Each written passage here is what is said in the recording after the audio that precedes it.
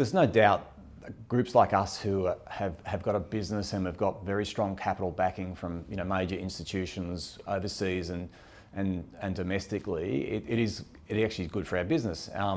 But that's what we planned to do for many years. It wasn't an event that just happened last year. We've been on this journey for 10 years, and just so happens that there's been a Royal Commission late in the cycle, which has sort of compounded the market position, which was sort of suffering in some regard in certain areas of supply.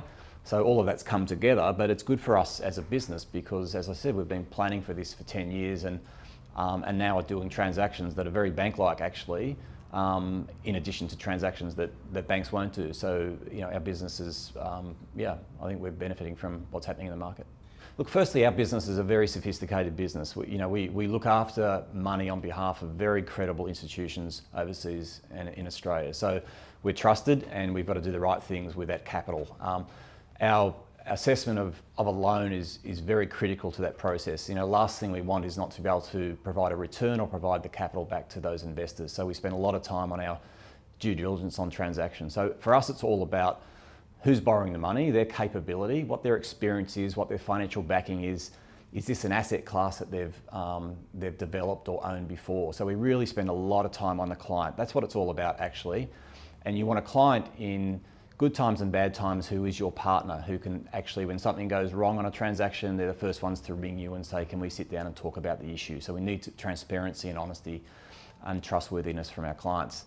Once you've got through that and you're happy with the client, then you look at the asset and look very hard at that asset. Now, whether it's a development project or whether it's a passive asset, you look very hard at why that particular asset works. For instance, if it's a residential development, and that developer's looking at building 100 units in a suburb of Sydney, for instance, you've got to look at and understand why that development's going to work. Why are people going to live in that building?